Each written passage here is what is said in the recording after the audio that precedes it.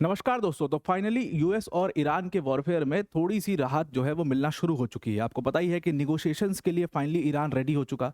और मैंने पहले भी ये स्पेकुलेशन थी मेरी कि ईरान निगोशिएशंस के लिए जल्दी ही रेडी होगा, because they have nothing left to fight. मतलब उनके पास कुछ भी, टिपिकली कुछ भी नहीं बचा। They are literally naked. वो लड़ ही नहीं सकते, इस वॉर को कंटिन्यू ही नहीं कर सकते। और इसीलिए स्ट्रेट ऑफ हॉर्मुज पर इतने सारे वेसल्स को अटैक करना, उनको डिस्ट्रॉय करना, ऑयल टैंकर्स को टारगेट करना, ताकि ग्लोबल प्राइसेस जो हैं वो इंक्रीज हों, प्रेशर पड़े, ये सारी चीज़ें, ताकि निगोशिएशंस में उनका एक अच्छा खासा रोल हो सके। हालांकि निगोशिएशंस की कंडीशंस उसने इतनी खतरनाक रख दी है कि बड़ा मुश्किल अपने आप में हो गया कि वो निगोशिएशंस कैसे पूरी हो पाएगी। लेकिन चलिए, एटलीस्ट स्टार्ट तो हुई। और सबसे राहत यहाँ पर भारत के लिए कि पहली बार अगर आप देखो तो स्ट्रेट ऑफ हॉर्मुज से 2 इंडियन वेसल्स जो हैं वो क्रॉस होती हैं और सेफली उनको सेफ पैसेज ईरान द्वारा दिया जाता है। ये अपने आप में इंडिया की डिप्लोमेसी की भी एक जीत है। अब देखिए, इस वॉरफेयर में अगर देखा जाए तो यूएस, इजराइल और ईरान, इन तीनों की तरफ से अब कंडीशंस जो है वो रखी जाएंगी। ईरान ने अपनी कंडीशंस रख दी, जो कि मुझे लगता है कि बहुत ही स्ट्रिक्ट कंडीशंस है, शायद ही इसको माना जाए। अब दूसरे साइड की तरफ से भी कंडीशंस आनी बाकी हैं। लेकिन चलिए, इस वॉर में एटलीस्ट निगोशिएशंस कुछ लेवल पर पहुंचे, कुछ लेवल पर स्टार्ट हुए। डिटेल में डिस्कस करते हैं एग्जैक्टली क्या हुआ, स्ट्रेट ऑफ हॉर्मुज में क्या हो रहा है, एलपीजी प्रोडक्शन को लेकर के अब क्या होगा, ऑयल प्राइसेस को लेकर के क्या होगा, क्योंकि ईरान ने धमकी भी दे दी थी। तो वो सारी चीज़ें आज हम यहाँ पर डिटेल में डिस्कस करने जा रहे हैं। बट वीडियो में आगे जाने से पहले एक बड़ी अनाउंसमेंट है यहाँ पर अनअकैडमी टीम की तरफ से कि अगर आप यूपीएससी सीएससी की प्रिपरेशन करते हैं तो आप ये प्रिपरेशन बिल्कुल फ्री ऑफ कॉस्ट कर सकते हैं। और इस बार अनअकैडमी ने अपना रिजल्ट में अपना परचम लहरा दिया है, दिखाया है कि किस तरीके से हम क्वालिटी एजुकेशन दे करके रैंकर्स निकालते हैं। और ऑल इंडिया रैंक 1 अनुज अग्निहोत्री, उन्होंने अनअकैडमी से पढ़ाई करी थी। बहुत सारे रैंकर्स इस बार निकले जो अनअकैडमी से पढ़ के निकले। ज़रूरी नहीं है कि आपको हर बार जो अपनी बेस प्रिपरेशन के लिए जो है वो कोर्सेज कुछ कुछ खरीदने पड़े। आप ये बेस प्रिपरेशन बिल्कुल फ्री ऑफ कॉस्ट कर सकते हो अनअकैडमी के UPSC Manzil by Unacademy channel पर। लिंक उसका डिस्क्रिप्शन में दिया हुआ है। आज शाम को 6 बजे अनअकैडमी पर मेरा सेशन होने वाला है, जिसमें हम आर्टिकल 25 से आर्टिकल 28 फंडामेंटल राइट्स को काफ़ी डिटेल में डिस्कस करेंगे। One of the most important articles हैं ये तीनों। इनको हम काफ़ी डिटेल में डिस्कस करेंगे शाम को 6 बजे। आज ये सेशन लाइव मिल जाएगा आपको UPSC Manzil by Unacademy channel पर। लिंक डिस्क्रिप्शन में मैंने आपको उसका दे दिया है। Now coming back to the topic. तो देखिए कि जितने भी फॉरेन ऑयल टैंकर्स थे, ईरान ने सबको लगातार हिट किया। चाहे वो यूएई से निकला, चाहे वो सऊदी अरेबिया से निकला, मतलब चाहे वो कुवैत, कतर, कहीं का भी हो, किसी भी, थाईलैंड का फ्लैग्ड वेसल है, कहीं का भी फ्लैग्ड वेसल है, इवन फॉरेन वेसल्स को भी वहां पर हिट किया गया।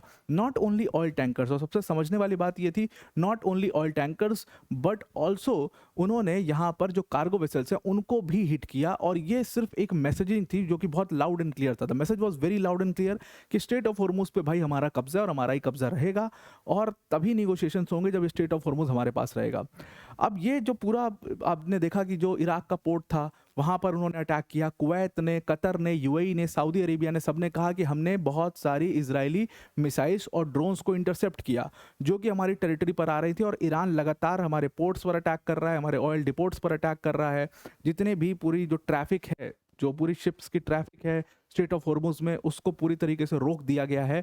आईआरजीसी ने कंप्लीट कंट्रोल वाला वो स्टेटमेंट भी दिया था कि हमने स्ट्रेट ऑफ हॉर्मुज का पूरा कंप्लीट कंट्रोल ले लिया है। ये सब बहुत कंसर्निंग होते जा रहा था और सीधे सीधा इसका impact global oil prices, global prices के ऊपर, कमोडिटीज़ के ऊपर पड़ना शुरू हो रहा था। धीरे धीरे पड़ना शुरू अभी हो रहा था, तभी तक अच्छी खबर आ गई कि इसमें निगोशिएशंस एटलीस्ट स्टार्ट हुए हैं। अब मसूद पेशकियान ने निगोशिएशंस के 3 कंडीशंस रखे। उन्होंने कहा कि हम निगोशिएट करने के लिए तैयार हैं, लेकिन सबसे पहली कंडीशन तो ये है कि ईरान के राइट्स इंटैक्ट रहेंगे। अब ईरान के राइट्स इंटैक्ट रहेंगे, न्यूक्लियर राइट्स इंटैक्ट रहेंगे, ये सारी बहुत कंसर्निंग बातें हैं। क्या इसके लिए पूरा वॉरफेयर ही इसीलिए स्टार्ट हुआ? तो क्या यूएस इसके लिए तैयार होगा? वो एक अपने आप में बहुत बड़ा सवाल है। दूसरी चीज़ कि जितना भी भाई इसमें हमारा नुकसान हुआ उसका वो हर्जाना भरा जाए। और तीसरी चीज़ वही कि भाई जो यूक्रेन मांग रहा है कि भाई गारंटी दो कि फ्यूचर एग्रेशन नहीं होगा, फ्यूचर एग्रेशन की गारंटी कोई यहाँ पर उठाए, तब जा करके ये मामला। अब ये तीनों कंडीशंस हालांकि मुझे तो प्रथम दृष्टया काफ़ी स्ट्रिक्ट लगी, लेकिन हो सकता है अब ये पूरी जो फ्यूचर निगोशिएशन थी काफ़ी स्ट्रिक्ट तो थी, लेकिन ये भी हो सकता है इसमें कि दूसरी तरफ से कंडीशंस रखी जाए, फिर ये लोग थोड़ा सा निगोशिएट करें और फिर निगोशिएशन होकर के मामला शांत हो सकता है। अब देखिए, स्ट्रेट ऑफ हॉर्मुज पर पूरा कंट्रोल लेने का ऑब्जेक्टिव बहुत क्लियर था ईरान का कि निगोशिएशंस में जाना ही है, हमारे पास कुछ बचा है नहीं लड़ने के लिए, तो एटलीस्ट हमारे पास एक स्ट्रेट ऑफ हॉर्मुज होने की वजह से हम पूरे ऑयल प्राइसेस को कंट्रोल कर सकते हैं या ऑयल प्राइसेस को इम्पैक्ट कर सकते हैं। और डोनाल्ड ट्रंप ने इसीलिए कहा था, प्रॉमिस लिया था डोनाल्ड ट्रंप ने कि जितने भी वेसल्स, जितने भी oil tanker straight of Hormuz को पास करेंगे, उसको यूएस सपोर्ट करेगा, उसको यूएस अपनी प्रोटेक्शन देगा। हालांकि वो प्रोटेक्शन दे नहीं पाया और इसीलिए आपने देखा कल बहुत सारी वेसल्स को हिट किया गया, इसके पहले भी बहुत सारी वेसल्स को वहां पर हिट किया गया। अब ईरान ने दूसरी तरफ धमकी दे दी कि भाई देखो अभी तो कुछ भी नहीं है ऑयल प्राइसेस, अभी तो ऑयल प्राइसेस जो आप देख रहे हो वो 120 डॉलर पर बैरल है, अभी 200 डॉलर पर बैरल जाएगा। ये सबकी हालत हाथ पांव फूल गए ये सुन करके ईरान की धमकी। लगा कि चलो ट्रंप ने प्रोटेक्शन दी है तो हो जाएगा। कुछ वेसल्स ने क्रॉस करने की कोशिश भी करी, आपने देखा ऑयल टैंकर्स लगभग मार्च 1 से मार्च 10 तक का जो डेटा निकाला गया, लगभग 10 ऑयल टैंकर्स को उसमें ईरान ने खत्म कर दिया, हिट कर दिया। और ये कितनी बड़ी हिट है, इससे कितना नुकसान हुआ, ये चीज़ प्राइसेस पर दिखे। प्राइस सबसे ज़्यादा हिट हुए परसों, अपने मतलब 2022 के बाद सबसे ज़्यादा प्राइस जो है वो हिट हुए ऑयल के, वो इसी दिन हुए। तो ईरान ने कुल मिला जुला करके जो कहा था कि 200 डॉलर पर बैरल जाएगा, चीज़ें वैसी दिखनी शुरू भी हो गई और इसीलिए कंसर्न जो है वो काफ़ी ज़्यादा हो गया। अब देखिए ईरान का बहुत सिंपल क्लियर एजेंडा था, the agenda was very clear. मैंने कहा था ना कि बहुत सारी चीज़ों को लेकर के, मिसाइल प्रोग्राम, न्यूक्लियर प्रोग्राम, तमाम चीज़ों को लेकर के, रिजीम चेंज, ये सब से it has trickle down to one thing, that is strait of Hormuz. It was the only thing. Strait of Hormuz सिर्फ एक लौता ऐसा पॉइंट था जो ईरान को इस वॉर्स में बचा सकता था, खत्म होने से बचा सकता था, उसकी सरकार को खत्म होने से बचा सकता था, इस देश पर कब्जा होने से बचा सकता था। वो सिर्फ स्ट्रेट ऑफ हॉर्मुज था और उसने काम किया। हम लोग बहुत सारे ऐसे पॉइंट्स के ऊपर वीडियोस भी बनाते हैं। एक बार मुझे याद है, मैंने 2 साल पहले, 2 ढाई साल पहले लगभग एक वीडियो बनाई थी इसी पॉइंट के ऊपर कि कौन कौन से ऐसे चोक पॉइंट्स हैं जिनको जिनको चोक करके पूरी ग्लोबल इकोनॉमी के ऊपर जो है इम्पैक्ट डाला जा सकता है। State of Malacca, state of Hormuz, ये सब हमने उसमें डिस्कस किया था। उसमें कुछ लोग का कमेंट था, मुझे वो कमेंट आज याद आ रहा है और हंसी आ रही है। उन्होंने कहा अरे कुछ नहीं ऐसा होना, स्टेट ऑफ हॉर्मुज को क्या चोक करना इतना आसान है क्या, वहाँ पर ऐसे हो जाएगा वैसे हो जाएगा। उन लोगों के लिए जवाब है ये, जिस तरीके से ईरान ने स्टेट ऑफ हॉर्मुज के ऊपर पूरा कंट्रोल लिया है। आईआरजीसी का वो कंप्लीट कंट्रोल वाला मैसेज सच होता हुआ दिखाई दिया, क्योंकि एक भी वेसल बिना ईरान के परमिशन के वहाँ से पास नहीं हो पाया। तो कहीं ना कहीं उस चीज़ ने ईरान की जो निगोशिएशन कैपेबिलिटी है उसको बहुत ज़्यादा बढ़ा दिया है, क्योंकि उसने फॉरेन वेसल्स को भी मार करके वहाँ पर एक क्लियर मैसेज दिया। जैसे क्लियर मैसेज दिया कि भाई स्टेट ऑफ हॉर्मुज अभी भी हमारे कब्जे में है और हम जब चाहेंगे तब हिट करेंगे। अब यहाँ पर अगर आप देखो तो सबसे अच्छी खबर भारत के पॉइंट ऑफ व्यू से एलपीजी के केस में है। अब देखिए आपको पता ही है कि एलपीजी का यहाँ पर बहुत ज़्यादा किल्लत हो गया। पिछले 2 दिनों में गैस एजेंसीज के बाहर, प्लांट्स के, एलपीजी प्लांट्स के बाहर भयंकर कतारें लोगों की देखी गई। इवन लोगों के बीच में झड़पें भी हुई। वहाँ पर सरकार बिल्कुल उसको संभालने में नाकामयाब रही। दूसरी तरफ जो बड़े बड़े रेस्टोरेंट्स थे, सबसे बड़ी दिक्कत तो भाई कमर्शियल एलपीजी सिलेंडर्स की रही। जो बड़े बड़े रेस्टोरेंट्स थे उनको इंडक्शन पर शिफ्ट करना पड़ा, उनके पास सिलेंडर्स नहीं थे, उनको सिलेंडर्स मिल नहीं पा रहे थे। इवन हॉस्पिटल्स में बहुत मुश्किल से ये चीज़ जो है वो अरेंज हो पाई। हॉस्पिटल्स के लिए अलग से जो है वो फिर इस चीज़ को सैंक्शन किया गया गवर्नमेंट द्वारा। मतलब इतनी स्थिति खराब हो चुकी थी। फाइनली वो चीज़ में थोड़ी सी राहत है। बताया जा रहा है कि डोमेस्टिक एलपीजी प्रोडक्शन जो है उसको 25% से बढ़ा दिया गया है, जिससे वो चिप इन कर पाएंगे। एक्चुअल में 70% जो इंडिया का क्रूड इंपोर्ट है वो अभी स्टेट ऑफ हॉर्मुज के ऑल्टरनेटिव से आ रहा है। एलपीजी के साथ दिक्कत यह है कि जो 60% भारत के एलपीजी और उस 60% का 90% जो है वो अकेले स्टेट ऑफ हॉर्मुज से आता है। तो कहीं ना कहीं इसीलिए उसकी वजह से काफ़ी ज़्यादा जो एलपीजी प्राइसेस हैं वो भी हिट हुए, एलपीजी की जो सप्लाई है वो भी हिट हुई और इससे एक बहुत बड़ी प्रॉब्लम क्रिएट हो गई।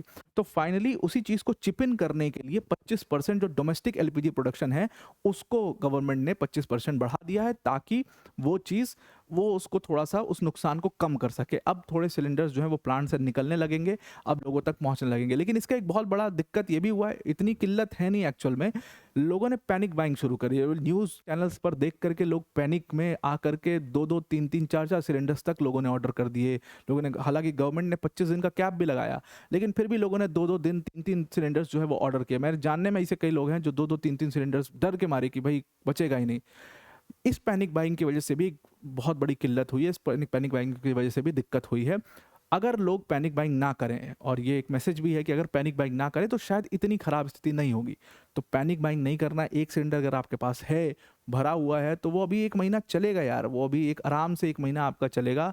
तो आप एटलीस्ट जो घर पर हाउसहोल्ड सिलेंडर्स हैं उनमें थोड़ा-सा आप बचत कर सकते हैं। कमर्शियल का तो मुझे समझ में आता है कि यूसेज है काफ़ी ज़्यादा।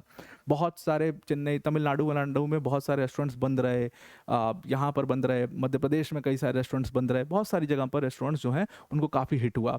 उसके बाद आपने देखा कि ईरान ने एक और बहुत क्लियर मैसेज कल दिया, मयूरी नारी नाम की जो थाईलैंड बेस्ड वेसल थी, कार्गो वेसल थी, उसको हिट किया। थाईलैंड की स्टेट मीडिया ने कवर किया इसको कि भाई हमारे वेसल को हिट कर दिया गया है, और ये तो फिर बिल्कुल ना लेना एक ना देना दो, और भाई इतना हर्जाना भुगतना। ये यूएई से, दुबई से निकल रही थी और भारत ही आ रही थी, तभी इसको हिट किया गया था। तो फाइनली इतनी सारी ग्रेव सिचुएशंस के बाद जो हमारे एक्सटर्नल अफेयर्स मिनिस्टर है जयशंकर साहब, वो बात करते हैं ईरान के डिप्लोमेट से और कहते हैं कि भाई ऐसे तो नहीं चलेगा, हमारी इंडियन वेसल्स जो ऑयल टैंकर्स हैं उनको वहाँ से निकालो। तो फाइनली इसमें इंडियन फ्लैग्ड जो टैंकर्स थे, पुष्पक और परिमल, उनको ईरान ने सेफ पैसेज वहाँ से दिया। And this shows that now the things have started to normalize, and this shows the power of Indian diplomacy कि किस तरीके से दो जो इंडियन फ्लैग्ड वेसल्स थे, जो इंडियन फ्लैग टैंकर्स थे, उनको सेफ पैसेज ईरान देता है। और कहीं ना कहीं इन चीज़ों के बाद अब चीज़ें थोड़ा नॉर्मलाइज भी होंगी और थोड़ा सा निगोशिएशंस भी इसमें होगा। तो आई आपको पूरा ये आर्टिकल समझ में आ गया होगा। भूलिएगा मत, आज शाम को 6 बजे हमारी डिस्कशन होने वाली है फंडामेंटल राइट्स आर्टिकल 25 टू 28 के ऊपर, लाइव यूपीएससी मंजिल बयान अकेडमी चैनल पर। उसको ज़रूर से ज्वाइन करिएगा। आज के लिए इतना ही। Thank you and have a nice day.